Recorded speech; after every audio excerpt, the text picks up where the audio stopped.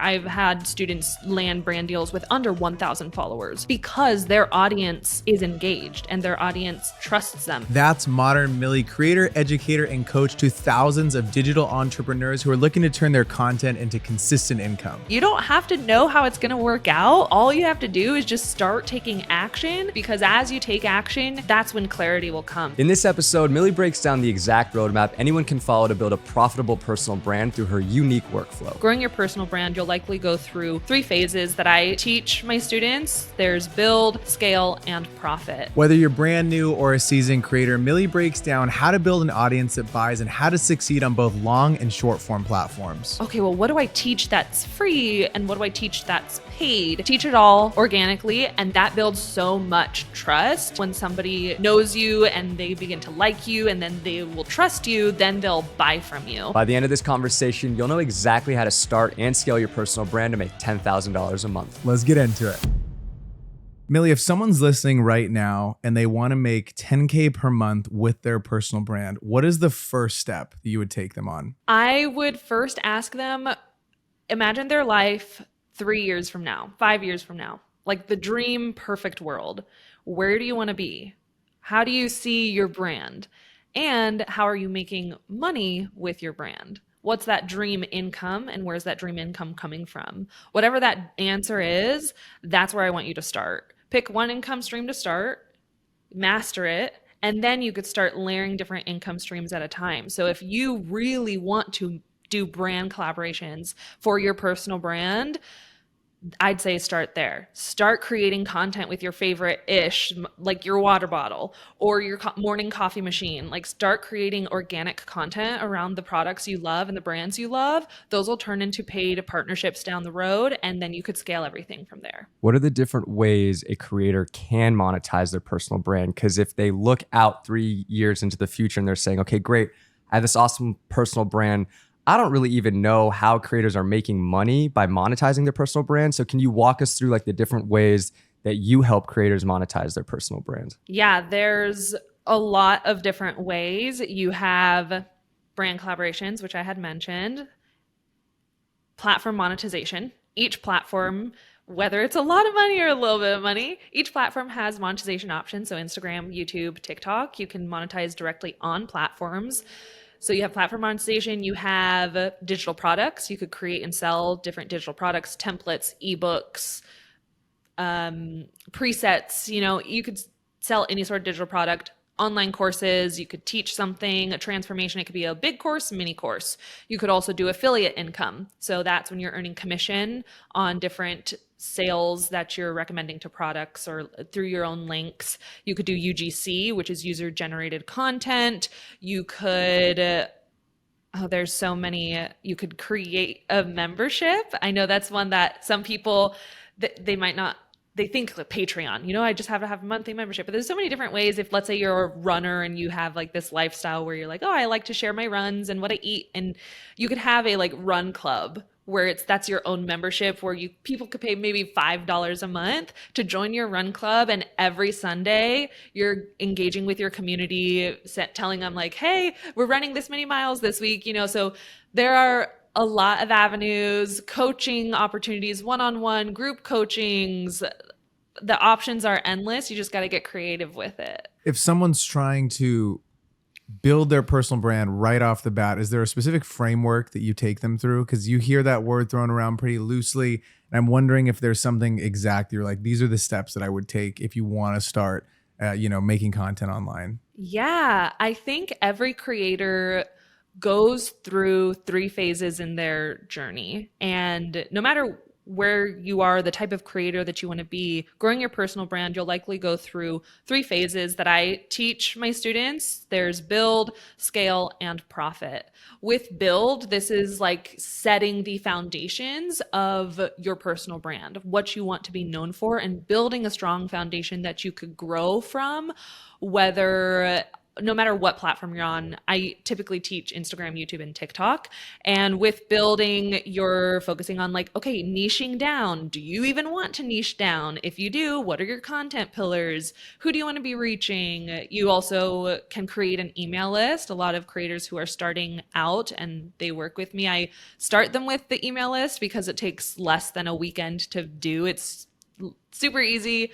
Definitely recommend, because you could grow your own audience on an email list instead of having to worry about reaching an algorithm. So that's like the build phase. With scale, this is okay, now that you've had the foundation set, let's go into that content creator mode and really start scaling your platforms, reaching new eyes, audience growth, engagement. How do you engage the audience that you're getting? And then profit is as you kind of get the ball rolling with your growth.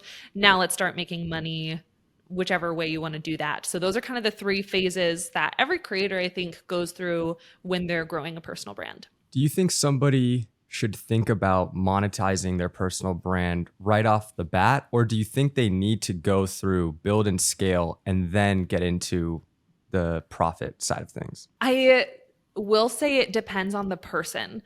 I think I work with a lot of students, and I'm in my Slack community with them every week, and each person has like a different approach that works really well for them. For some people, you might know right off the bat how you want to make money, and maybe I want to create a digital product, or I want to sell a course someday. And so it's really easy for you to, okay, from the beginning, you have this big vision of how you want to make money, and you could start creating that thing and testing content around that teaching, that topic. And so you can start knowing exactly how you want to make money. But a lot of people too, that kind of stops them from creating because they might think, well, I have to have it all figured out. So I have noticed with some students, they will feel almost this creator paralysis trying to think of ways to make money when they haven't even figured out who they want to be online yet and what their personal brand is going to be. They're like, well, I don't know how to make money yet. I don't know how this is going to work out for me. And it's like, that's okay. You don't have to know how it's going to work out. All you have to do is just start taking action, because as you take action, that's when clarity will come. I think with some people, they think you have to have clarity before you take action. And for some people, that's true. But for others, action will bring you the clarity that you need. So I really think it depends on the person. I want to stick on that person for a sec. Are there certain questions that you have people ask themselves to gain clarity about their personal brand? Because I feel like a lot of times it's like, okay, you hear this brand, like Braden said, you hear the brand, personal brand thrown around a lot, but like, how does someone actually practically get clarity on what they want their personal brand to be and how they show up online? There's a lot of different options for getting that clarity. I'll just kind of throw out a few things. The first one, like I kind of already touched on, is picture that dream life 3 to 5 years from now. What are you known for? If somebody were to introduce you on a podcast, how would they introduce you? Like, Millie, she is the blah, blah, blah. So like start thinking of what that perfect dream looks like and how people know you. So that's one way people can get clarity, is like, what's the dream? And I want to with that, I want to also mention, it is not, oh, what is what you think you have to do? Because I think that's where some people get stuck. They're like, well, other people are really successful with mom content, and so I have to do this. No. Forget what other people are successful doing. Forget what other people are doing. When it comes to you, what's the dream? What do you really want? Not what do you think you have to do. What do you want? So clarify that there. Another option is to ask people in your life what you're good at or what they would come to you for advice on. That was how I figured out what I wanted to do, because I was niche hopping a lot and doing lifestyle content for a really long time. And I just kept hearing that advice, okay, niche down. And I ignored it because I was like, not me. No, bro, I'm good. But then after a while, nothing was working. So I was like, okay, maybe I do need a niche down. So I asked my boyfriend at the time, now husband, I was like, what am I good at? Like, what would you come to me for advice on? And he said, you're really good at Instagram. You've grown your Instagram, and you're really good at organization. And so I was like, wait, that's it? I was looking for the clouds to open up and the angels to sing and doves to fly and like this big aha, oh my gosh, I figured it out. Like I was waiting for a big moment. That wasn't the case. Usually the things that feel the most mundane to you are what other people find super interesting and exciting. And I had just a comment on my TikTok the other day, this one gal was like, hey, I have such a boring life. I don't know what to post about. I was like, well, tell me about your life. And she's like, well, I don't really do anything. I drive to work in this stupid crap junk piece of car. And then I work 12 hours shifts as a nurse. And then I come home and I'm like, that sounds exciting to me. I don't know what you're talking about. You do nothing. Show me your junk crap car. Tell me what you do during the 12-hour shifts. Like, show me all the things. So I think what is the most mundane to you is what other people will find really interesting. So asking people what they are interested in your life from an outside perspective. And then a final option that you could do is like a sticky note method. This is something else I've done with students that have helped them. It's just brain dumping everything that you want to be known for, just everything you're interested in, because this is where we have the multidimensional person who they love all the things. They're like, I love coffee, I love fashion, I love travel, I love the gym, I love da da da da da. And so write it all down and see if you could categorize them or organize them to like, oh, I didn't know like all these kind of go together. Oh, these all kind of go together. That's an option. See if there's an underlying theme. If you don't see an underlying theme, that's fine.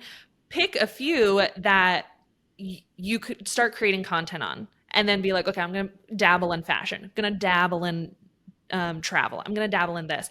As you create content, the key is as you create content, you're going to start to see which sort of videos resonate with you. So I thought I wanted to be this fashion expert. I really did. I was like, I'm going to be a fashion person. I'm going to do fashion content. And then I started posting. I was like, I don't know fashion. I wear sweats. This is not my thing. So I tried to switch to travel, and then I was posting all travel content, and then I realized I don't travel, and I also hate traveling.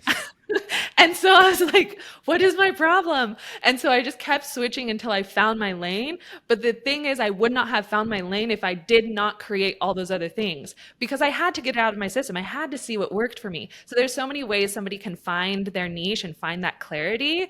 I kind of bleh a lot of options, but those are the ones that have worked really well with my students. I think that's so true though, because like you, I also did 16 things, and I like remember there's these periods in my life where it was like, okay, I'm a fitness creator now. And then I'm like, no, I'm going to be the travel person now. And I was only traveling. My whole feed was travel. Even if I was back in the Pacific Northwest and it was raining constantly at school, like we're on a beach somewhere. Like that was the stuff I was posting. It was like, it just got to a point where I'm like, I don't really give a fuck about this beach stuff that I'm posting. And it's the same like rinse and repeat process. And I felt like the moment that kind of switched it for me was I kept going on people's pages, especially during that time when I was in school. And everyone in the travel space looks the same. And still now to this day, I feel like most of the travel stuff is identical. And I'm like, I'm just going to kind of get swamped up into a group of people. Like you're not going to even be able to recognize, like these feeds are all interchangeable. You go to this person's feed, it looks the same. You go to this person's feed, it looks the exact same. And I'm like, I have to do something different with my content, or I'm just going to be the same as, you know, Joe Schmo or any other travel creator. Do you think the future for creators is like this synthesization of information where like they come to you for, I want to learn how to grow on content, or they go to this other person that's like a rock climbing expert and they're learning, how do I get into rock climbing? And it's like maybe a subscription service. Like, do you think that is kind of the future of what you're teaching people? Or do you still think it is brand deals or like a way of income? So I feel like as these AI creators are becoming a thing, I think we're going to see the brand deal money start to get wiped. I've even noticed it. I mean, it's not as much as it used to be. I think I used to get a lot higher rates a few years ago. I'm just kind of curious what your thoughts are. So where my thoughts are when it comes to income for creators? Yeah, I think just the future of content? monetization for them. Honestly, I see the industry growing. And yes, there are AI creators and maybe people who are creating the AI creators, there's monetization options for them as well. But for the creators who are not AI and they're real people wanting to get their income, I don't see brand partnerships going anywhere. I know the influencer marketing industry, I think it was like projected to hit $26 billion by 2028 or something. I am pulling those numbers out of my butt, but I do remember it was a billion number. Okay.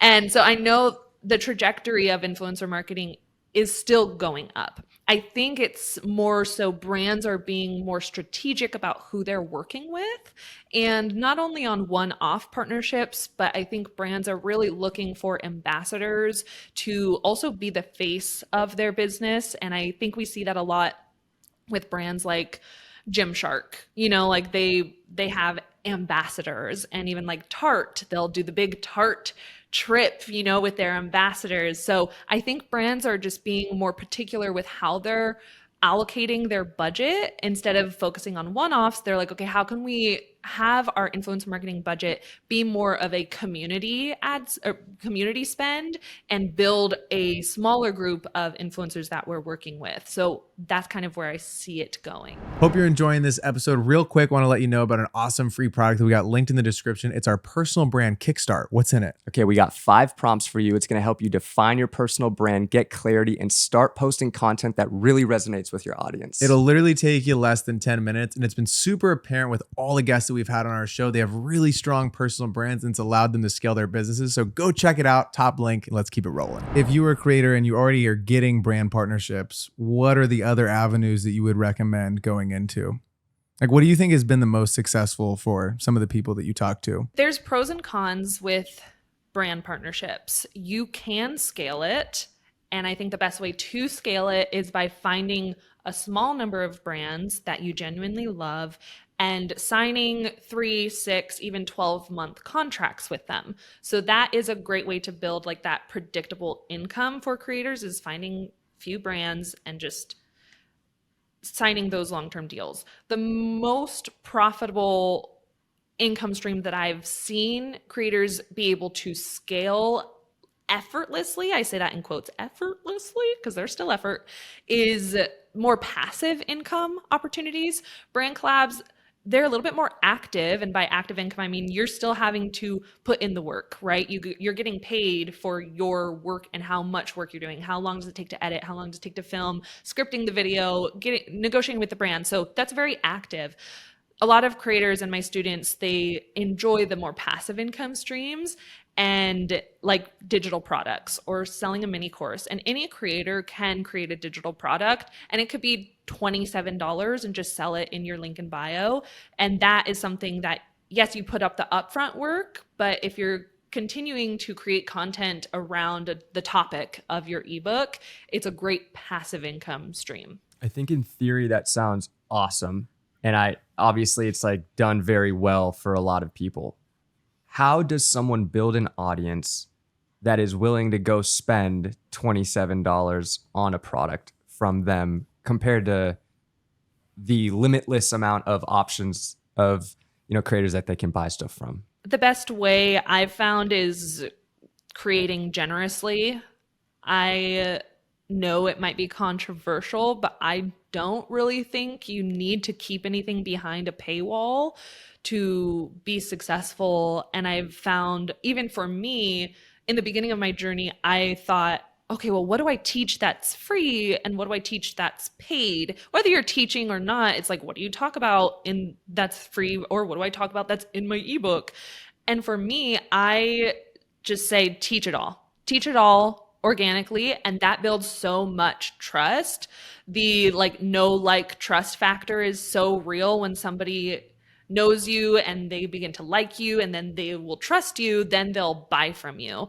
And I think the best way to build that trust is by continuously giving back to your community and giving to your audience for free and giving free value, because the reason they'll pay is for peace of mind or ease of use. So an analogy that I like to use is Thanksgiving recipes, right? There are plenty of free recipes on TikTok, on Pinterest, on Google, ChatGPT. You could literally find all the free recipes for building a Thanksgiving course, right? Let's say you are in charge of Thanksgiving this year and you have to do it all by yourself. You have to do it all. You got to do the green bean casserole. You got to do the turkey. You got to do the pecan pie. You got to do it all.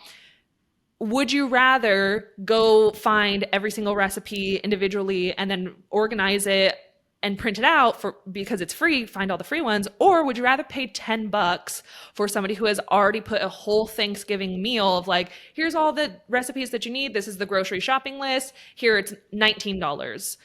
I would rather pay $19 for somebody that already has it organized for me. Yeah, I could find it for free, but the peace of mind and being able to do that so effortlessly is something I would happily pay for. So that's kind of like an analogy that I usually use. I want to stay on this analogy for a sec, because cooking content, there is so much cooking content out there. So when it comes to personal brand, how can someone stand out in a quote unquote saturated market like the food industry, right? It's like there's so many chefs out there on TikTok, whether it's like at the highest level or you're just like a regular home cook. So how can someone think about creating content in a way that's going to allow them to stand out in a more saturated market? I love that we're on the food topic because the answer to this is perfect. The best way to stand out is by like finding your own recipe for content creation. I don't mean find your own recipe like make new recipes. Yeah, you could totally bring new recipes to the table and try wild things like, oh, I put the In-N-Out burger inside of a Taco Bell taco. Let's see what it tastes like. Yeah, you could do like out of the box things. I'm talking about your recipe behind content creation. The best way to find what your unique advantage is, I found, is from testing all the things. And so find creators that you love. It could be large millions of followers creators, or it could be smaller creators. Find those creators that you love and the content that they love. I want you to experiment with all the different ways that they're creating content too. This is going to kind of broaden your horizons on all the different video types. So if somebody is filming like Teeny, I don't know if you guys know who Teeny is. She's food creator, TikTok. She was on MasterChef. Love her. Wait, no, it was Pro Level Chef. She was on Pro Level Chef with Gordon Ramsay. And anywho, she has super casual vibes. Her phone is just set up in one spot and she's talking to the camera. So you could try that. And then find another creator. If they're doing all these cool angles and fast-paced edits, not talking to the camera, try that. I want you to try all the different ways to deliver food content possible. And when you're trying all these recipes, you'll start to figure out, ooh, I really like a little bit of this from this person. I really liked a little bit of this from this person. I really liked leaving in this blooper. I left in this blooper and people kept commenting on it. And so I really want to make a little bit more relatable stuff. So you have to kind of test all the different recipes out there to figure out your unique way to bring things to the table. And that's like the best way to, you're not going to know upfront, like, this is how I'm going to go viral and this is how I'm going to be unique in my space and stand out. No, you have to try all the things and then your unique recipe will make you stand out in your space. Do you think someone needs to think about the audience? Meaning, like, are you paying attention to metrics a ton to figure out what you should lean into more? Or I've heard you mention a few times, you're like, if you like this, stick with this. If you like that, stick with that. And so like, how much do you think someone should be thinking about how much they enjoy making the content themselves versus how it's performing from an audience perspective? You can do both. So you can focus on both. And I also will say, I think it depends on what your goal is as a creator at that time. And your goal can change. Like you could have a goal this month and then a different goal next month.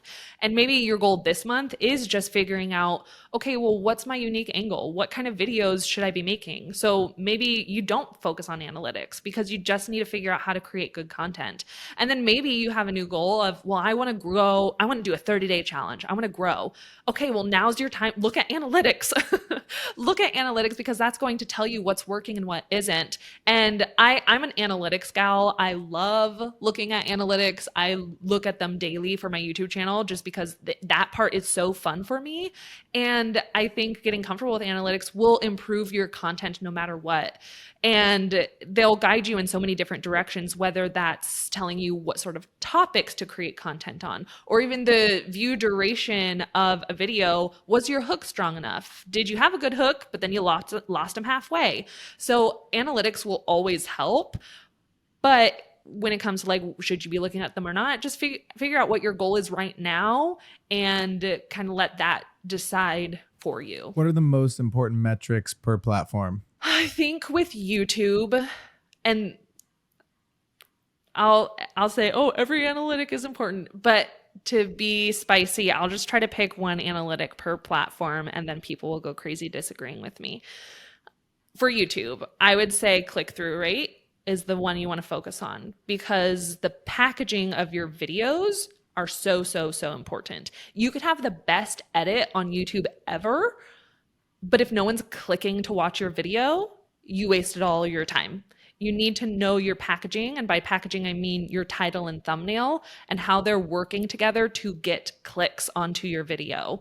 I'll drop one common mistake that I see people make with packaging, especially beginner creators, is repeating the same text in both title thumbnail. That is like wasting real estate. If your title is this is how to grow on Instagram in 2025. Let's say I made a YouTube video, the title is this is how to grow on Instagram in 2025.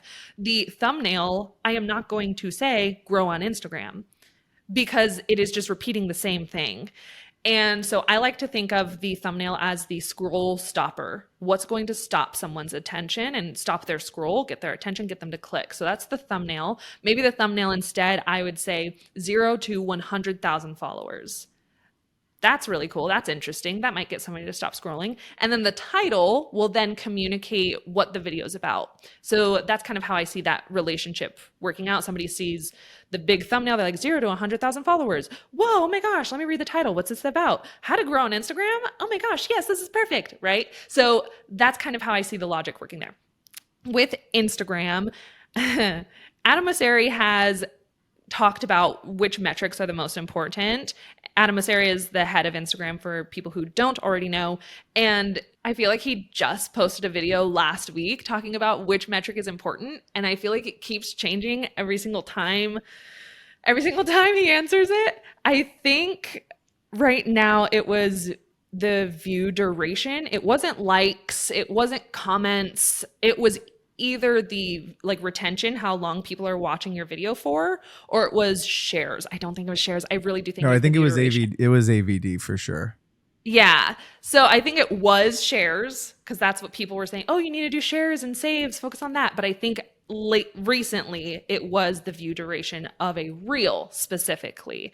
Reels are great for getting new eyes to your account. So if that's your goal, growth, then focus on reels. And then secondary analytic is the average view duration. How long are people watching the video for? Are you using trial reels at all to help grow your brand? I am using trial reels. Is it growing my brand? No. Dude, I feel the same way. I feel like I posted one and it had like 3 views. I'm like, what are we trialing here? We just I know. I keep seeing people be like, oh, this is blowing up my account. I'm like, dude, you guys are full of shit. I posted a trial reel, got 17 million views, and I gained 30,000 followers in a month. And I'm like, dude, I posted a trial reel, it got 50 views. Right? So what am I doing wrong? I don't understand. It doesn't make any sense to me. They don't.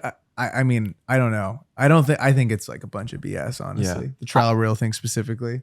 The packaging on YouTube, the tip that you brought up, is great. And it was a hard lesson that me and Braden had to learn early on with the podcast. We had the mindset of, man, if we just make a great show, like people are going to find it and it's going to grow. And there was some validation in that, because word of mouth, guerrilla marketing, like there were people talking about our show that were finding us, but man, were we playing YouTube on hard mode. It's like we just crank the difficulty up. Crank the difficulty up. Let's see how hard we can make this on ourselves. But it's so true. And I've heard Colin and Samir talk about this a lot. You hear a lot of the top creators who have a real strategy when it comes to YouTube specifically, talking about the packaging and how important it is. Mm-hmm. Thinking about title and thumbnail first. It also, I think, allows you to have clarity on being able to create a lot of different videos, because if you can think about like 50 to 100 different titles and thumbnail ideas, it allows you to be like, okay, I know exactly what the roadmap kind of looks like over the next 6 to 12 months, because I've done the homework of like, let me brainstorm a ton of ideas and come at it from a more strategic perspective, as opposed to like, what am I making this week? Yeah. No, I agree. And I always get hesitant saying, oh, this is the most important thing. This is the most important thing. Because I know some people, they'll just take that to heart and then they'll be so stuck like, well, I can't make a video because I don't have the perfect title thumbnail. So I always get nervous when I say that. But it's true that packaging is so important and can really just changed the trajectory of a video and a channel. I had a student who she already had videos uploaded and they were great videos, but the packaging was just not done well. And all she did was change packaging of videos that she had already posted, updating thumbnails, updating titles, and immediately her channel started growing, and then she got monetized within 3 months just from changing packaging. So it is really important. And for me, I'd say 50% of the time, sometimes my ideas are led via audience feedback or a new update in the industry. But the other 50% of the time, I won't move forward with an idea unless I already know the title thumbnail combo before I even start scripting and filming. What are like top 2 biggest mistakes you feel like you made as a creator, maybe when monetizing your brand or as you were growing, maybe it was picking a platform that if you reflect back on, you could help someone save a lot of time and a lot of energy on? One of the biggest mistakes that I made was creating unnecessary friction when there didn't need to be. For example, I had put in my 2 weeks at my corporate job. I left and I was like, I'm going to do this creator thing, become a full-time creator and work for myself. Woo, so exciting. And those first 3 months, I focused on creating a website and building my website because I wanted to be an educator. So I was like, well, I have to have a website. Okay, 3 months later, I had zero income and I had to go back to getting a job because I was creating unnecessary friction. For some reason, I believed I had to have XYZ before creating content when it was unnecessary friction. So I say create the least amount of friction as possible so that you could start moving the needle forward with content creation. And I see it a lot of times, the problem is being like, I have to have a website or I have to have a blog, especially people who want to do podcasts. They're like, well, I have to have show notes and I have to have my blog ready, and that you don't have to have all that set up. I say just take messy action. Done is better than perfect in the beginning. Just start creating. And so that was one of the biggest mistakes I made in the beginning. I'll tell you what, we don't got a blog. We don't got show notes. There you go. We just write up questions and Bada bing, rip it. bada bing, bada boom. So if you're wondering, if somebody's listening to this and they're interested in creating a podcast, I love the advice of messy action because we were very messy. Like we had no fucking idea. We just had an idea for what we thought the show could be. It's also changed a lot over the years. What we once started, like how the show started versus where it's at now, completely different. And we just took messy action. We were like, I think we have some good advice that we can share. And it sounds like a fun thing to do. So let's do it. But we still think about, we're 4 years, I believe we just crossed, we're about to get to 4 years, damn near every weekend doing the show.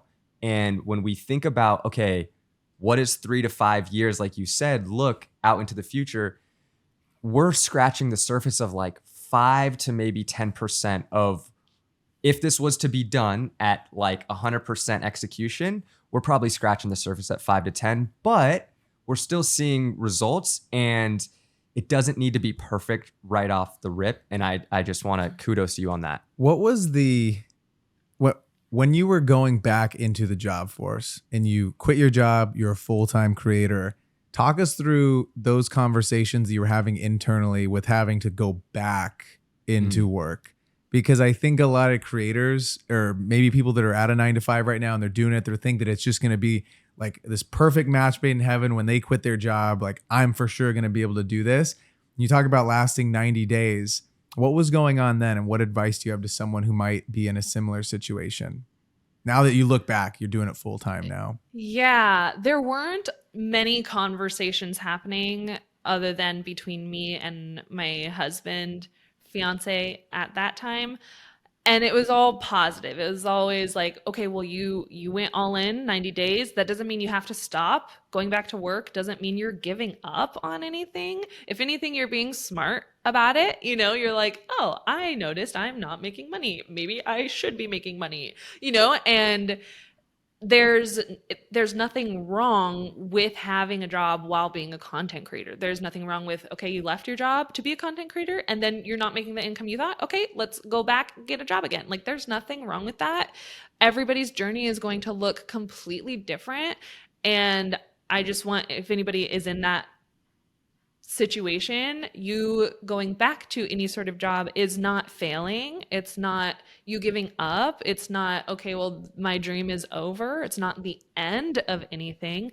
It's just part of your journey. It's a transition phase, and you can still turn this into a full-time income. I was able to do that within that next year of going back to work. So I also think having a part-time job or a full-time job while creating content might actually be the smartest thing for certain creators, because all of a sudden, once your full-time income is reliant on your content creation journey and your personal brand, there becomes a much added pressure that comes with that.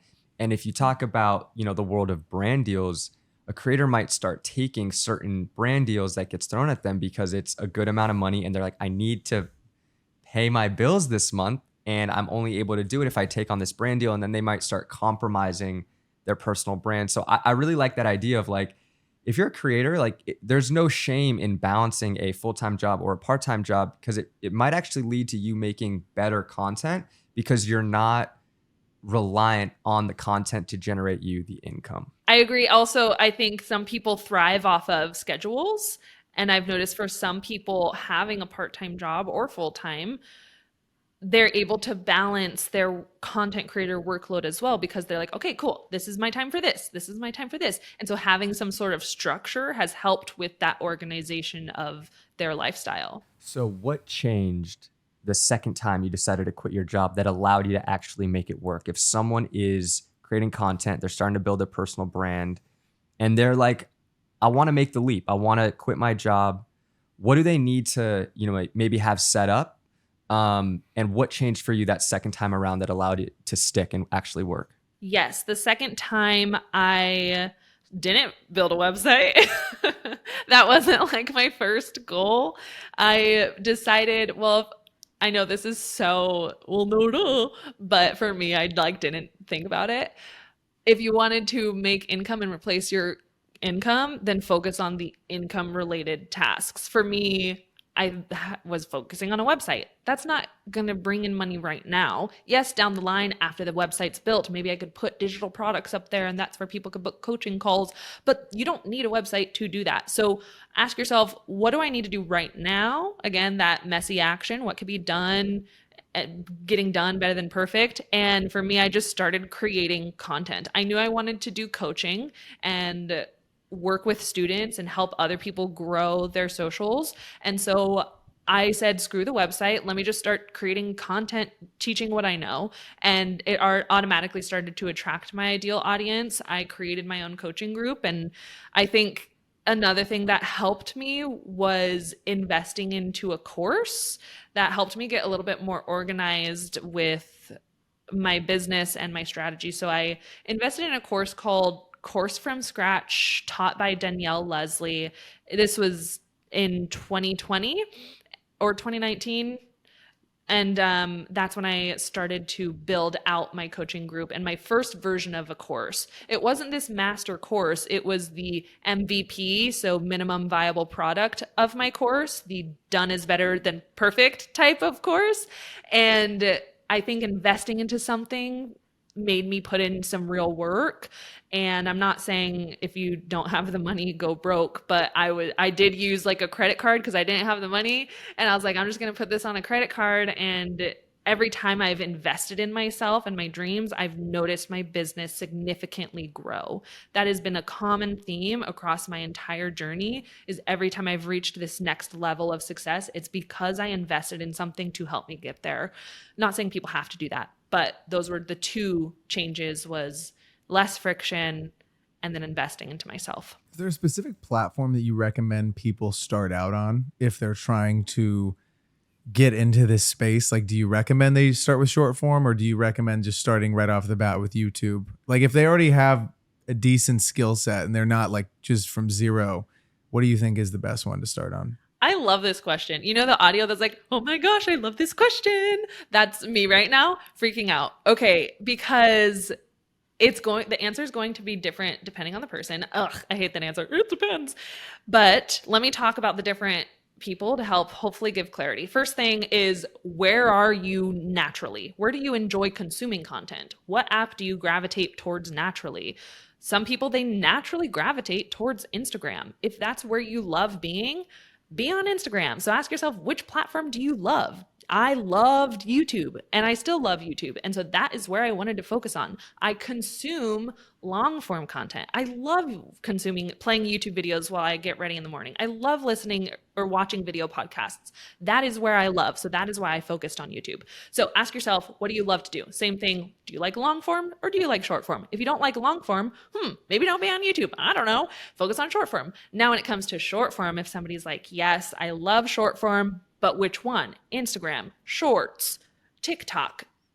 Right now, I see a lot of creators I'll shorten this answer. A lot of creators see success on Shorts when they are leading Shorts to a long form video. So if you do want to do long form, Shorts are a great way to get people to that long form. Yes, there's a lot of great viral Shorts creators, but when's the last time you heard of like an influencer go viral and you're like, oh yeah, they're a YouTube Shorts creator? Like you haven't heard of that. So Shorts, I would say, is more so if your long-term goal is long form. Now, Instagram versus TikTok, which one do you want to do? Instagram, I think, is great for people who do want to niche down. If you love the tip of people saying niche down, you know your lane and you're like, yeah, I really want to hone in on, let's say it's a topic. We could have a whole other conversation about what niching down is, but let's say it's the traditional sense of like, oh, I need to focus on fitness or food, and you're just picking one topic, quote unquote, one topic. Instagram's great. Why? Because that is how their algorithm is built. They created account-based embeddings to help categorize your account. So basically what account-based embeddings are is their algorithm will study your account as a whole and assign it one topic. So if you are creating content in one topic and they could easily see your account and say, oh, they're creating food content, then they know who to push your content to. So that is why Instagram works so well with niching down.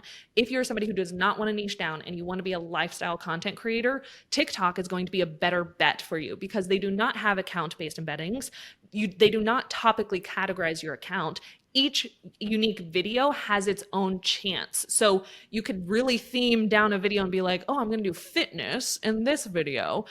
And the next video, you could talk about your plant, the monstera that you have in your house and how you're taking care of it. Like you can talk about literally anything on TikTok. Of course, you want to have strategy. I'm not saying do whatever the heck you want and don't have strategy. There's some strategy there, but you have more flexibility because each video is weighed against the algorithm on its own. I've never heard about the account embedding, and I think that's really interesting. So thank you for sharing that. Yeah. I would love to get into the strategy because a lot of people, I would bet, are like, I'm posting on content, posting on content. I'm posting content. It's not working. It's not landing. I've been posting a ton. And most of the time they're like kind of capping with how much effort they've actually put in, but also they're just kind of posting willy-nilly, no strategy. So for someone looking to actually have strategy when it comes to social media, how can they think about that from a strategic standpoint, as opposed to just posting a bunch of content and seeing what works and like hoping for the best?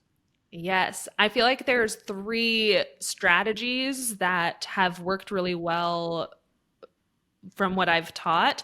There's a bajillion. I'm not saying mine are the best way and the only way to grow. That's not what I'm saying, but this is just from what I've seen the past few years of teaching and being in the world. Niching down is a strategy. People roll their eyes, including myself. Nobody loves to hear that, but it works. The reason people say it all the time is because it works. So niching down, what is that? Niche is a specialized segment of the market for a particular kind of product or service.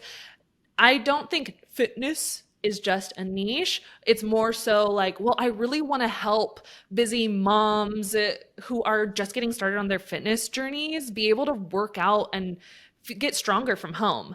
That is a niche. You could create anything that falls in line with that mission, with that passion, that talks about what you do, who you do it for, and the value that you serve. So that's kind of like the traditional niche we hear and talk about. You could apply that on any platform, Instagram, YouTube, TikTok, you will see success. if you're going down that rabbit hole, having content pillars of subtopics. So let's say that was my niche, helping busy moms, blah, blah, blah, blah. Then I could pick a content pillar of like, okay, what are some at home workouts they could do? I could even do like at home leg workouts, at home upper body workouts, or I could even do how to manage your time and get organized if you're a work from home mom. So like, what are those different topics? Plug those topics in into the search engine of your platform and it'll tell you what to create content on. What do I mean by that? If you're creating content on TikTok, plug in fitness for women in the search bar and see what is suggested under that, because that is what the platform is telling you people are currently looking for. So those are your video ideas. If you want to have strategy, follow those search engine recommendations. This is fancy word SEO. Yay, you just learned SEO, search engine optimization. You're utilizing search engines to have a strategy. Another strategy that you can implement is the audience-based approach.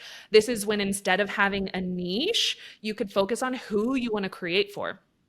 Ali Abdaal on YouTube, I love using him as an example because when he started, all he wanted to do was help college students. And it didn't matter the topic he was focusing on. He was like, okay, this is how I study for this. And this is how I organize this. Oh, this is how you could do this. So it was just any video you wanted to for college students. I'll randomly bring that plant analogy back in. Okay, let's say you're doing YouTube. You have, oh, these are the plants that I have in my dorm. It's for college students. Okay, these are the outfits that I'm wearing going back to school. It's for college students. Again, it's different topics, but you're still creating for one audience in mind. That's the audience approach. That works well on YouTube and TikTok, not necessarily Instagram. Instagram's really the only place where you kind of got a niche down. And then finally, the third strategy is identity. This is where a lot of lifestyle creators thrive because they don't want to feel trapped in a box. They want to be able to create anything and everything. Identity approach is figuring out, this is the hardest one, what the overlying theme is with all of your videos. What is like that theme? What is part of you that you bring to the table that you could theme all your videos around? Is it a unique trait that you have? Is it where you live? What sort of things are you known for? So you could be like, you could always focus back on, oh, San Diego as a San Diego mom, or being raised in San Diego. These are my favorite foods in San Diego. So you could focus on location. You could focus on, I know one of my students, she is curly hair. So that's like, she kind of ties everything back to having curly hair. Even in like her day in the life vlogs, she just talks about in that video, like, oh, the struggle of having her curly hair. And she's like, oh, shoot, freaking brush got stuck in my hair again. You know, like, what are those unique things that you could try to layer a lot of your videos together? A lot of students have struggled with this, but once we find what that theme is, there's a lot of that friction goes away and there's a lot of like snowball growth after that. So those are kind of the different strategies somebody could try depending on what feels true to them. If you were back at zero tomorrow and we had 30 days or 45 days to try to get your account back into a stable state, what would be the steps that you would take? Like, take me through everything that you would think about. Would you sit down and have a whiteboard session for like, this is the group I'm trying to target with my content? I want to know the nitty gritty of what you would do. Yeah, I think the first, let's say 4 to 6 days, I wouldn't even post. I would just focus on what my plan was. So like day 1 is figuring out, what do I want to be known for? What kind of content do I want to be creating? And then doing market research of what is already working well right now. So I'm going to not say I'm going to be a Instagram teacher or a social media coach, because I feel like that could be a cop out for me of like, well, I already know what to do. So this is what I would do. So let's pretend Millie, not an educator right now. She is starting a new coffee account. Okay. We're doing a new coffee. I am going to be a coffee content creator. And I'm going to pick one platform. In the beginning, I'm just going to focus on one. For me, let's say it's TikTok. I'm going to just look up all the coffee creators right now, figure out what the heck is working well. And when I find videos that I resonate with, I'm going to save them into a collection on TikTok and organize the collections into different topics or different themes or video styles. So when you're looking at other creators, you go to the search, let's say coffee at home. I type that search in. I could look up the search engine recommendations that I write that down. Okay, coffee at home recipe, coffee at home Nespresso. So write down all the things I resonate with. Boom, there's a bunch of ideas. Or press search. Change to the search filter so that you're only looking at recent videos from the last 30 days. That's going to tell you what's currently working. And then as you're scrolling, few things to do. As you save to collections, you're going to be like, okay, I'm going to do coffee recipes. Cool. I'm going to have a whole video on coffee recipes. Save the coffee recipes that are working well. Oh, I noticed there's like coffee vlogs. Okay, I'm going to save a coffee vlog collection. So that way you're kind of getting an idea of all the different types of videos. Another thing I'm going to be looking for as I'm scrolling is the viral ratio. So I could look to see what videos are performing well. And I think once somebody sees, oh, this video has millions of views or hundreds of thousands of views, they're like, wow, I'm going to recreate that video because it performed really well. But pause, you first need to go to that creator's account. How many followers do they have?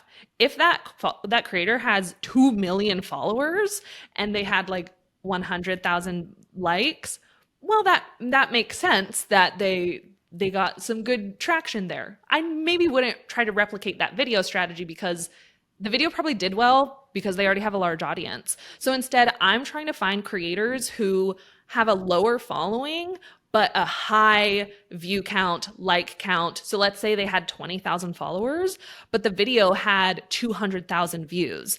That's a ratio where I'm like, okay, there's a recipe here that worked for them to help them go viral. I want to lock in on this video. And so those are the videos that I'm actually saving to the collections.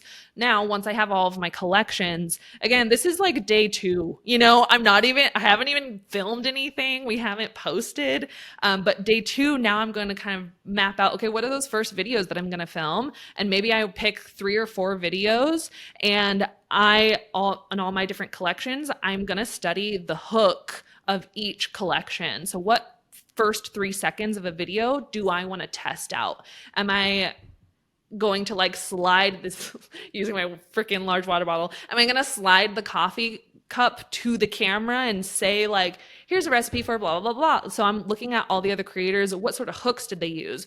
There's 3 different types of hook: a text hook, a visual hook, and an audible hook, what's said or what's heard. And so I'm studying all 3 of those things and asking myself, what do I want to do? I'm writing down all of my ideas, ideally in some sort of notes app or content calendar, because all ideas will be coming to you at this point and you want to just get them all out of your head. And then maybe by day 3 or 4, that's when I'll start to film a few things that I've noticed and want to test. I'm just going to maybe film a handful of videos, maybe 5, and post them over the next few days to see what's working. And so there's the strategy aspect. Over the next 30 days, ideally, if you want to go hard, you could have one good strategy video that you post every day for 30 days. And then on top of that, you could have more inspiration videos that you post willy-nilly. So every day for 30 days, I have a strategy video where I did my SEO research, or I practicing a hook, I'm doing all these things.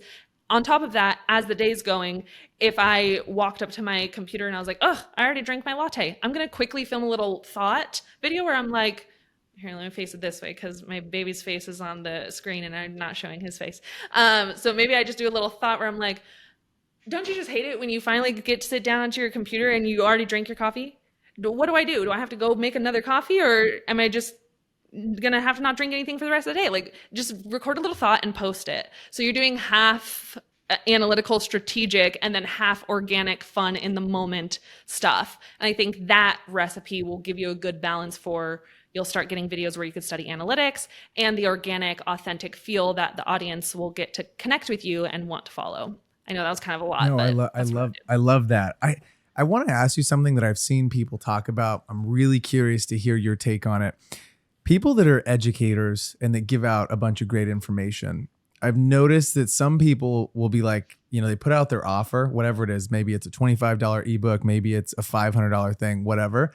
And people will have like no one will raise their hand to purchase said thing. And I'm curious as to why that is. If you are giving away everything, like what is it that does make someone want to convert and purchase your product, or what makes someone not? Like, I've seen both sides of it. Some people are like, oh, if you share everything, is someone going to end up purchasing your product? I feel like we have shared everything. And if we have put something out, people have purchased it from us. And it's not like, I don't think it's a hard sell because there is this built up trust with us. And you have an idea of like, okay, well, I got a lot of great information about this. I am trusting that whatever I pay for is going to have a good return for my investment.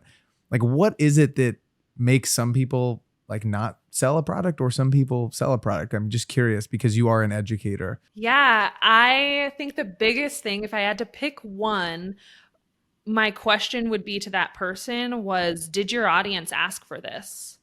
Did they want it? And I think that's the biggest thing that it comes down to, because I've seen the same thing where I would launch something that I was so excited about and then barely get any sales. And I'm like, what the heck? Why did this flop? It was because nobody asked for it. Nobody cared for it. And I think the biggest example I could pull is I had a course that was an email list course and how to start and grow your email list. And a lot of new creators don't care about an email list. And I knew that, but I'm like, well, they should care. They should care. I can't force them to care about something that they don't know or understand is important. So I have to focus on, well, what do they want right now? What result can I get them right now? I can help them grow in 30 days. Okay, great. If I could get you to grow in 30 days, I literally had a student where I'm like, okay, if I could get you to 10,000 followers in the next 3 months, was that okay? Yeah, for sure. I'm like, okay, I will do that for you if you start your email list right now.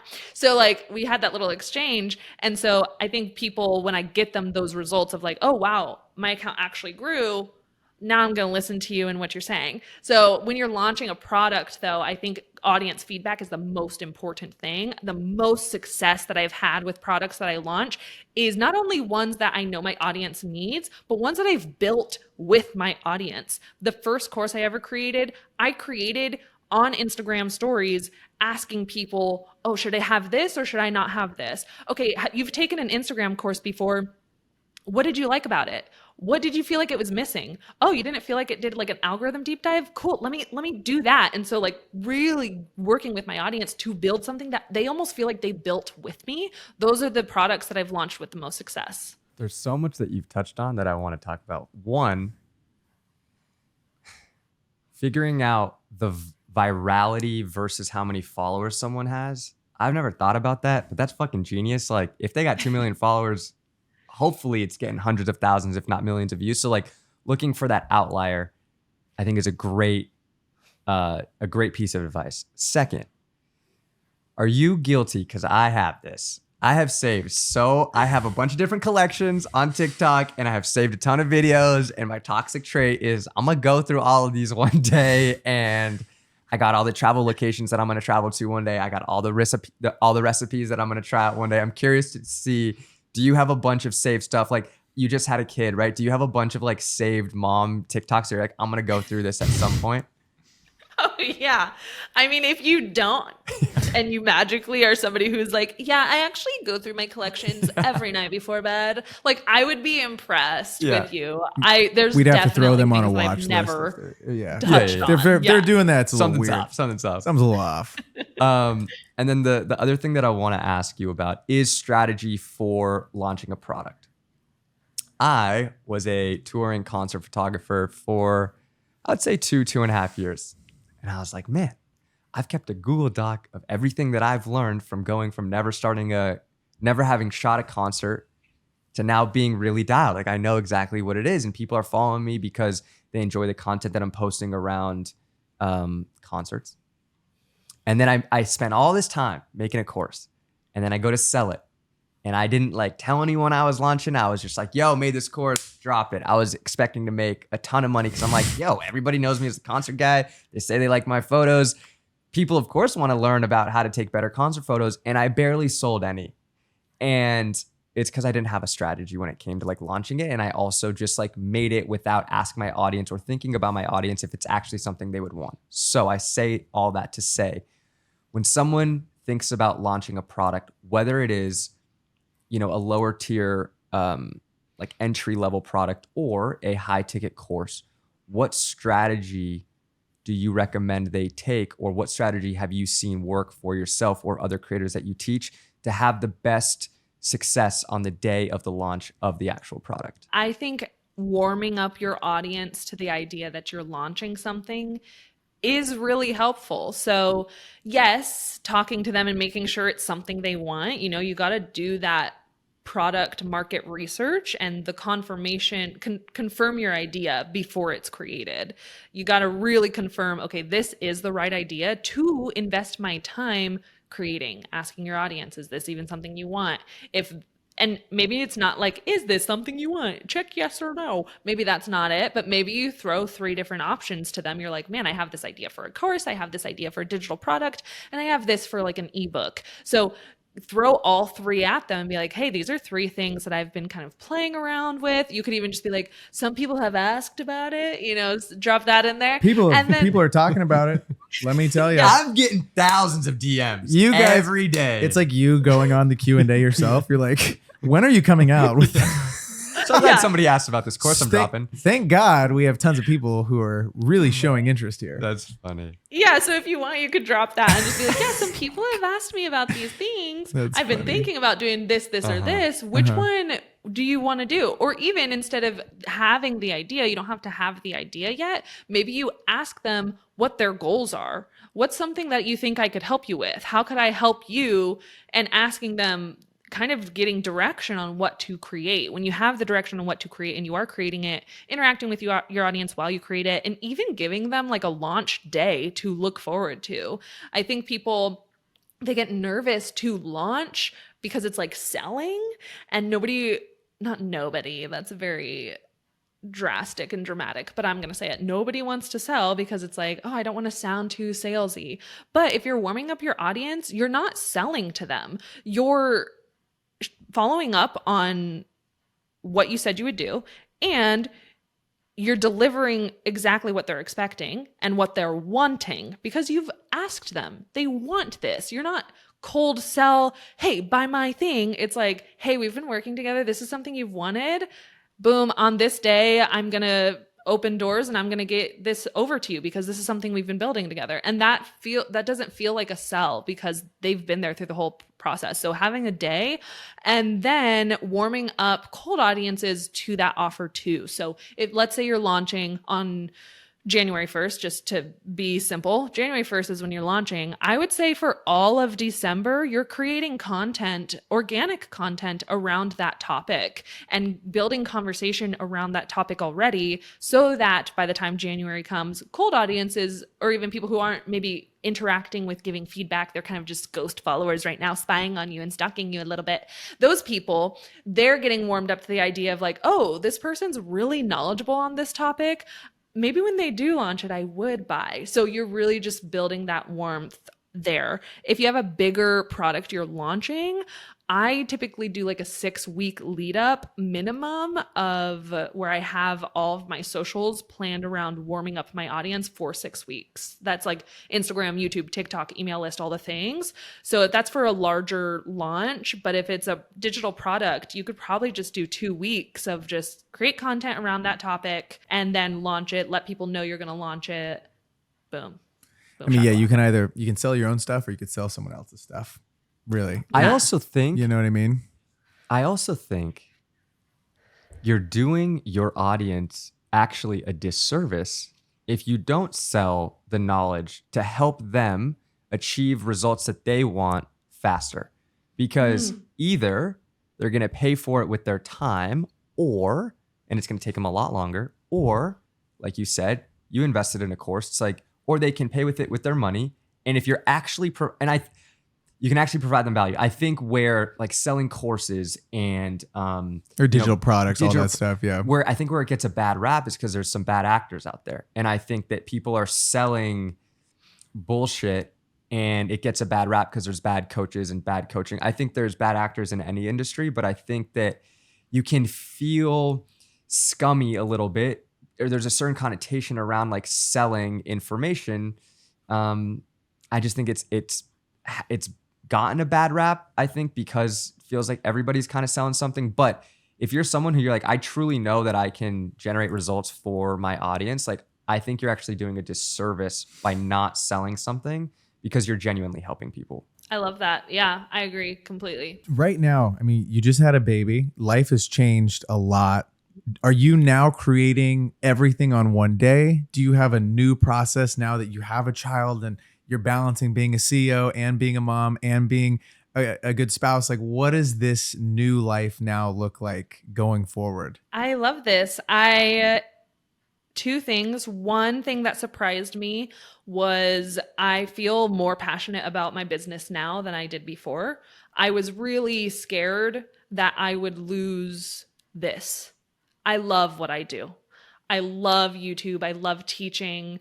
And I feel like a lot of people in like podcast interviews I would hear or in conversations of scrolling on TikTok, a lot of people would say, well, you really have to sacrifice a lot. You have to give up. You might have to put your dreams on hold. And I've always been a very big dreamer. And for me, the idea of putting my dreams on hold terrified the crap out of me because I'm like, I love this. I don't want to put this on hold, but like I will. I'm willing to do that.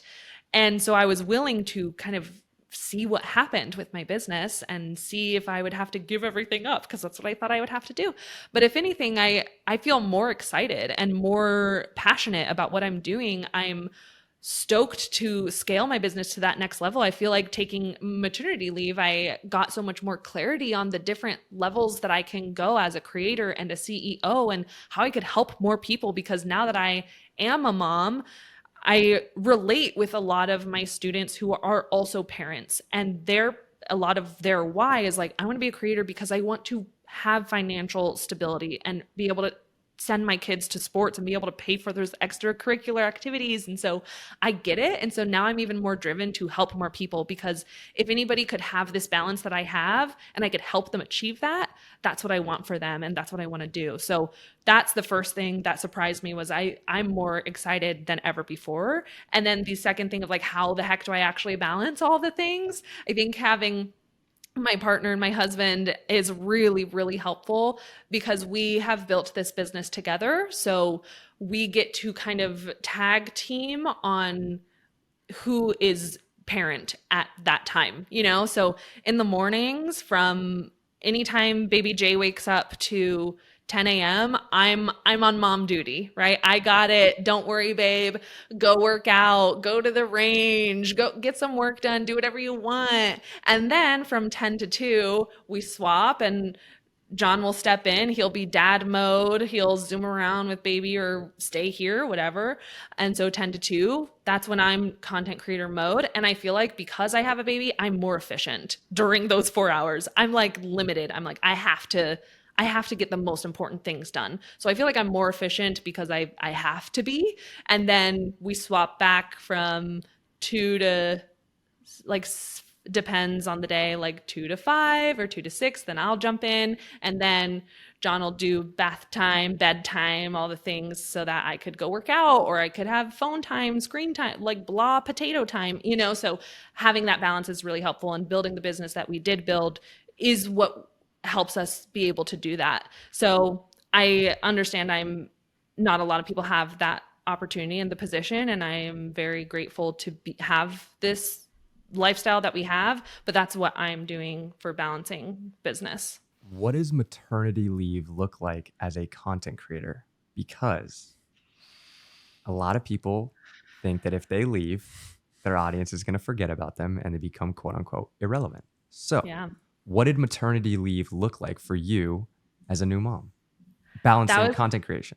Yeah, that was crazy. I took 3.5 months off, but I don't know why I did this. I prepped over 100 videos before I left so that my team could post for me while I was gone. Wow. It's amazing. So I was also secretly pregnant because I didn't tell anybody. I didn't post about it on social media. You could scroll all the way back. I wasn't showing my belly. I wasn't saying I was pregnant. And so like my third trimester, January through March, that was me just busting through as many videos as I could and creating as much as I could. I had a very positive pregnancy experience, so some people might not be able to do as much batching as I did. And so I did batch a lot of content and I created systems with my teams and I approved content.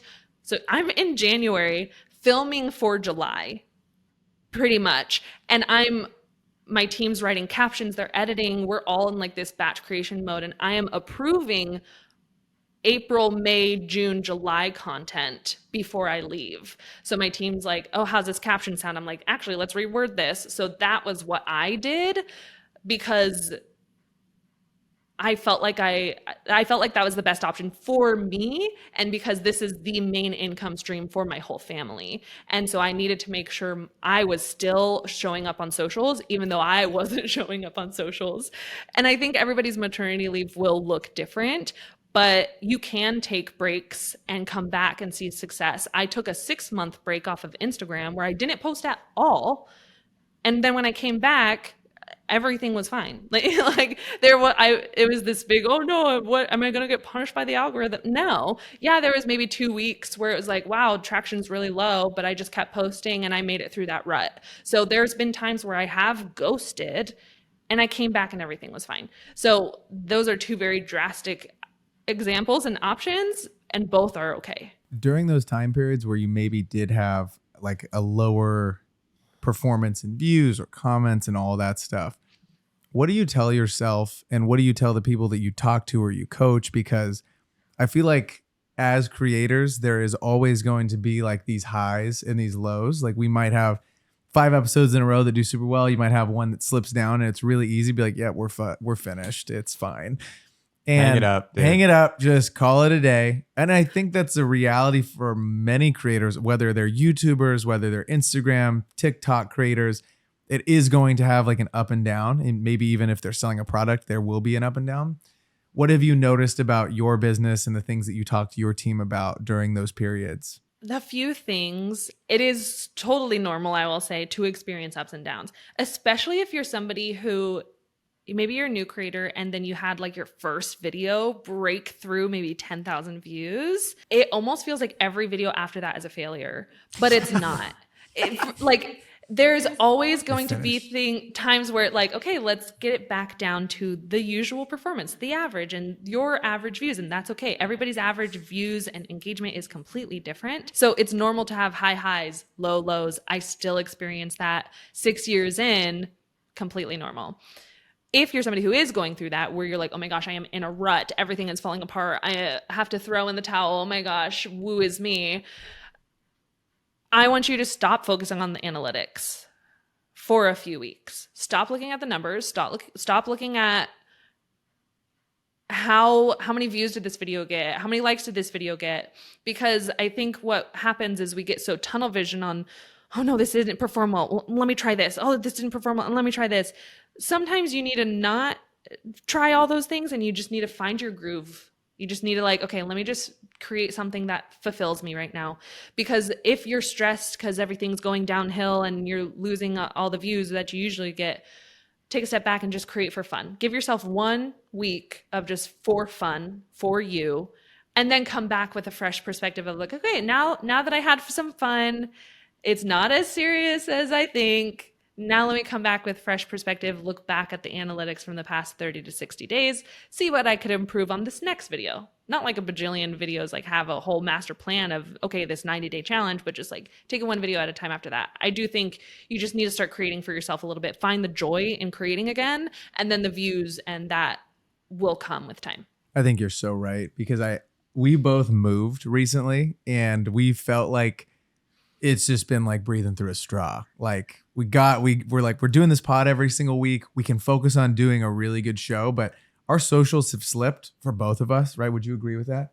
I would agree with that. It's been as much as I would not like to admit as much it. as I would like to say we've been doing great. It's like the pod is crushing and the views are there, the numbers are there, the comments are there. But I feel like on our own personal channels, it's been like we kind of have both felt like we have to get our home situations in order, because it feels like I have this cloud over my head of all these things and I'm like running another company at the same time. And I'm like, I can't show up online at this exact second how I would want to. And that advice feels really good, because I'm going to get back into it this week, clean my room, get back in it. Me and Braden both have home offices for the first time. And it don't look like an office right now. Let's just say that.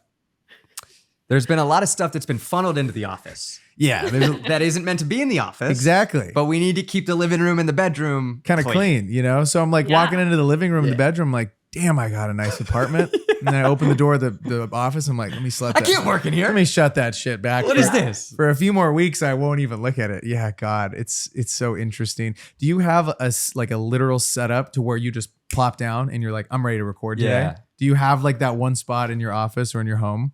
For YouTube, yes. But for short form, no. For short form, I feel like it's kind of more throughout the house, on the go, where I'm feeling inspired. For my long form, behind me, I have my YouTube set up on wheels, and it'll either face this way so that my desk is the background, or it'll face that way where the bookshelf is the background. But You got to let them know camera's about already on it. the subscriber Well- plaque. You got to let them know. Yeah, so got it. I can't yeah. wait I to always weave that move in. it. It's in the background of every video. Oh, You gotta God. be a Yeah. YouTuber. Yeah, we need one of those. We're about 25% of the way there. We're on our Yeah. way. We're on Yeah, our yeah, way. yeah. On our way. so cool. It's so funny. What is Yeah. the difference between a creator who has a lot of followers, maybe 100,000, but ain't making any money, and someone who doesn't have as many followers, maybe 5 to 10, maybe 20K, but they're making a full-time living doing content creation? What is the difference between a creator who has a lot of followers, who isn't making a lot of money, or maybe a little bit, but not enough to sustain a full-time job, and someone who maybe doesn't have as many followers, but they actually have a business behind content creation? I think the biggest difference is the small creator is probably most in tune with their audience.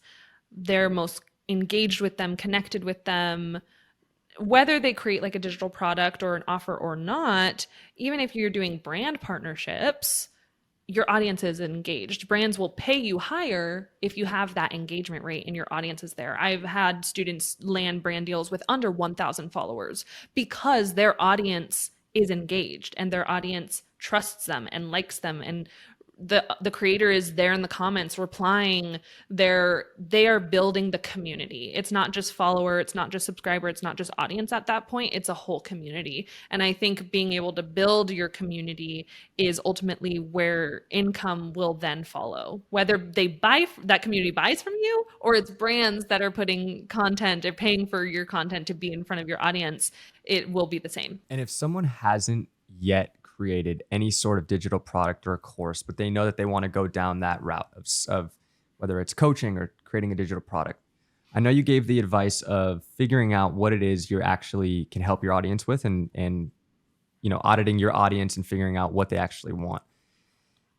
Do you also recommend just like, hey, let's not think about the $500, $1,000, $1,500 course? Is it, let's start small, let's build a $1 entry product, build the email list, and then start thinking about like the master plan? Or do you kind of recommend just like, let's go balls to the wall right off the bat? I love the entry level digital product, something $47 or under. Maybe even like you could go up to 97, but I feel like that might make you feel like you have to put a lot more effort into it. So I feel like that sweet spot is 47 and under for an entry product. So I would absolutely start that, because you can create a $47 offer in a weekend, whereas like a course, that's going to take more time. So if you're more, hey, I need to start making money sooner rather than later, a $47 product is doable. And all you would have to do, maybe you don't ask your audience, okay, what should I do? If you don't have an audience, maybe you still need to validate your idea by looking at other creators in your industry and seeing what offers they have. So still validate that what you want to create is wanted and needed by some audience out there. Do you remember what the first time was that you made like real money with your personal brand and you were like, oh my gosh, there is a future here where I don't have to be in corporate America anymore? Yeah, there are two significant holy cow moments for me that are just core memories. The first is getting my YouTube channel monetized. That was the first time that I made money ever. And it was during the summer of COVID when I was just like, everybody was in creator mode, you know what I mean? And so I started posting on my YouTube channel, and I got an email that was like, "Oh, your paycheck is on the way" or something from YouTube, and I was like, "Huh? What are you talking? What?" Felt And I like a opened it scam up. at first, huh? The first time you Yeah, get that Google email, you're like, this is bullshit. This is not yeah. real. I was like, "There's no way." I think I also hadn't posted in a few weeks, and so I was like, "Did something happen? What's going on?" I guess one video I posted had started to pick up traction and go viral, and then I was monetized, and yeah, I made maybe $100 on that first paycheck, but that was when I was like, "I can do this.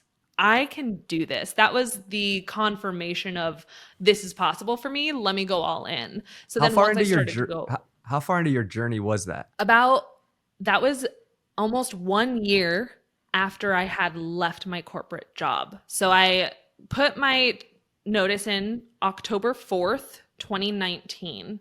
And through the rest of that year, I tried to build my website. Didn't work. By February, I was back in the work field.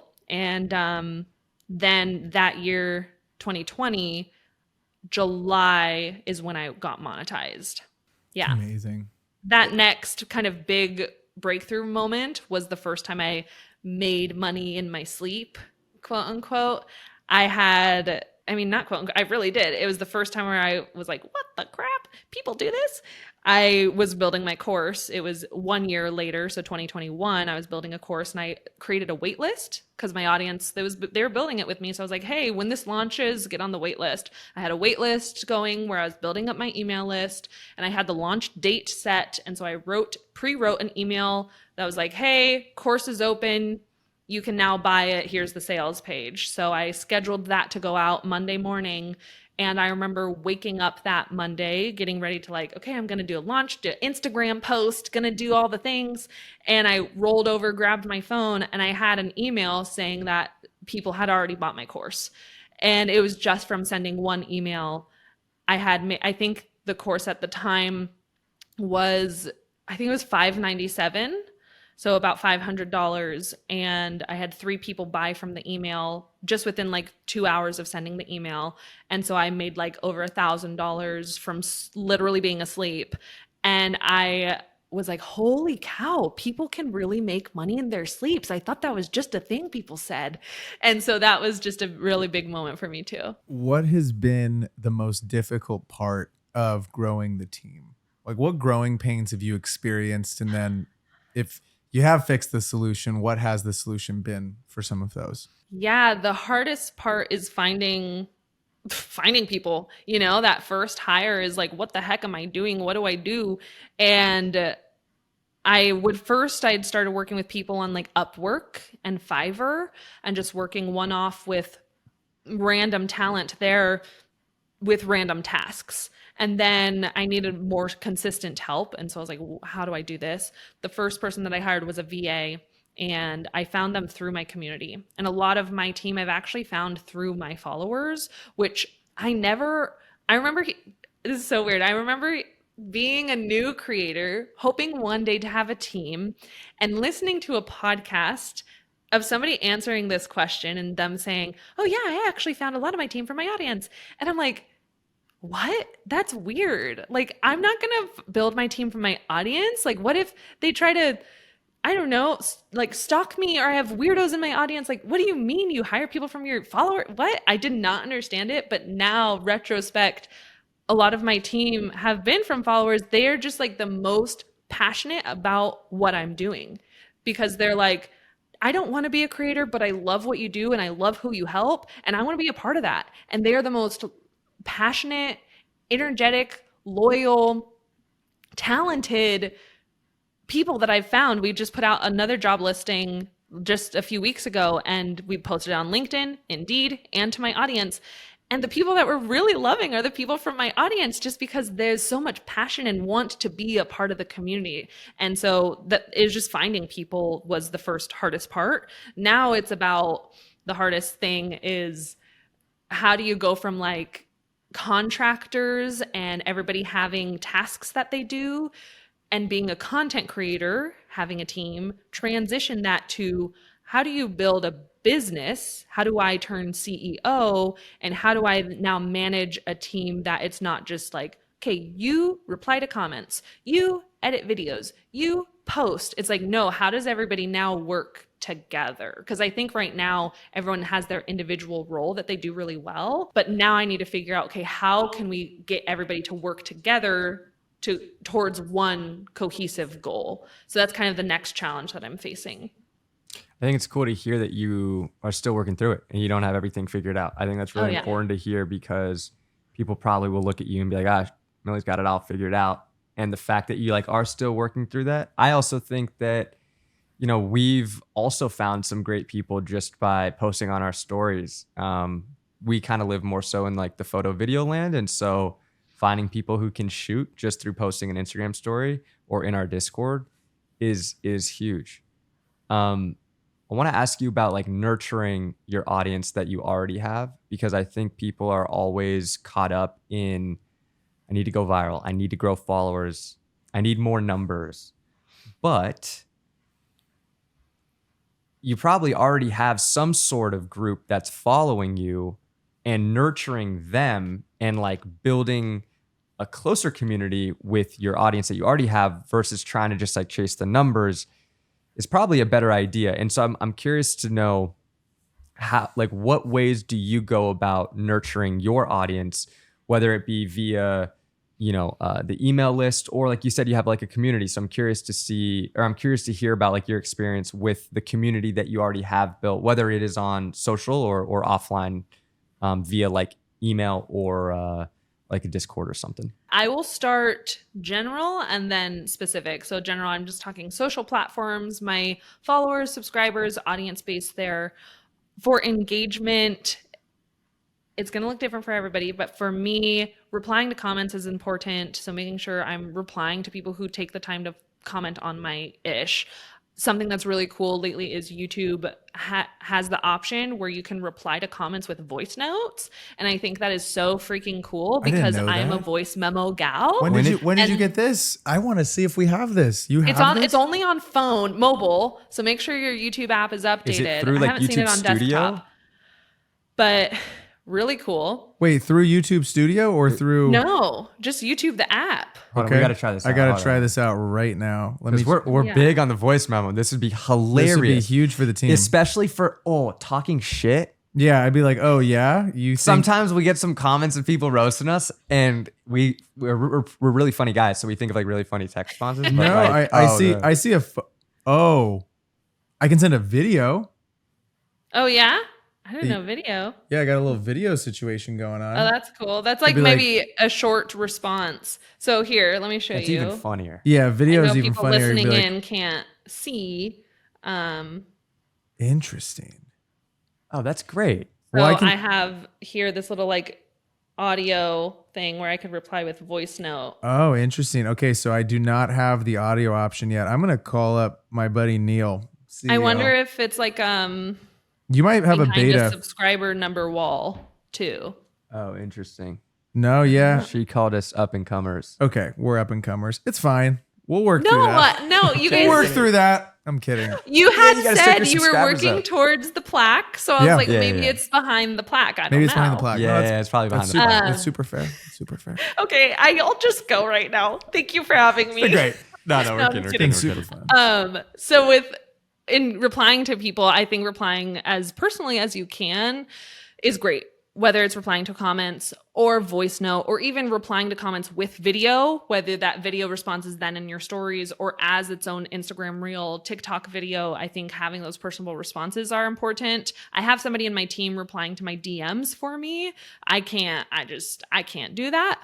So somebody does that for me. And then when it comes to content creation, I say it's like a 50-50 strategy right now, where 50% of my content is, actually, I'll say 25% of my content right now is, okay, how can I grow with like strategic specific videos? The other 25% is more like, okay, let's just have fun with trends. And then 50% is, what are questions my audience is asking? Can I make a video on it? So I make fresh content catered around audience questions specifically. So following where my audience is interested, that's how I engage with them. Now, internal community, I have my BSP Slack community. That is for students who joined the BSP model, which is like the big kahuna online university for content creators. They join and then they get access to some access to Slack. With that, obviously replying there, I do voice memos, I do screen recordings, I have coaching calls every month where it's like, ask Millie anything, come on the coaching calls. At the end of the year, we do movie nights. So every month in October, November, December, my favorite time, we do like a Halloween movie night where everybody can be on this live movie and then have the chat. So we have a Halloween movie night. That's fun. Not Thanksgiving, but like maybe we'll watch like Harry Potter in November or Christmas movie in December. So we have like movie nights and just having guest coaches in, just trying to give as much value as I can to people who like raise their hands and were like, yeah, I want to invest in this thing. It's like, okay, how can I make this the most valuable part of my community and spend most of my time? The people who are in my BSP community is where I spend most of my energy. Have you watched 4 Christmases during your movie night for the December? No, I think last year we watched Home Alone. Nice. Classic. The year before that, I think we watched The Grinch. You got to So- watch Elf this year. I feel like that one's up. I totally can see that. I have you seen 4 Christmases? I have not, but I need to No. add it. Okay. Me and my fiance were telling Braden and his girlfriend that they need to watch 4 Christmases. Vince Vaughn, it's awesome. Top tier Christmas movie. So I'll for add anyone it to watching, my list this year. add it to the list. Add it to the Okay. list. I got one more for you. If you could give some advice to your 18-year-old self before you popped on this journey, what would you say? I think 18-year-old me was very scared to show up as myself, and that is why she created Millie as an alter ego. Because my real name's not Millie. It's a short version of my name. My first name's Camille. And all growing up, that's who I was. And graduating high school, going into college, I just felt like I couldn't be myself and be accepted. And I was either too much of this or too loud, too perfect or too unperfect. I had a very interesting upbringing, which could be a whole other conversation. So I was like, I just want to get away and I just want to be this confident person. I want to be confident. I want to be able to be goofy, silly, and outspoken and not feel like I'm being judged left and right. And so when I went to college, I was like, I'm going to be Millie. I was like, I'm going to introduce myself as Millie. And Millie is this confident, outspoken, funny, maybe not funny, but at least she's like willing to say jokes out loud and have it fall flat. Like that is who Millie is. And so telling her just like embrace who you are and don't try to be somebody based off of what everybody else wants you to be or who you're trying to please, because you cannot control how other people perceive you.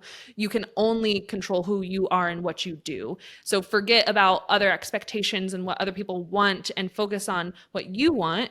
And because when you just focus on yourself and being who you are, connecting with who you are, you can have the life of your dreams and you deserve to have the life of your dreams. So just embrace who you are and forget what anybody else will think. Millie, I love it. This has been such a fun conversation. Thank you guys for joining us for episode 174 of the 505 podcast. If you're still here, please hit the subscribe button, drop us a comment, let us know where you're tuning in from, and we'll see you guys all next week. Peace.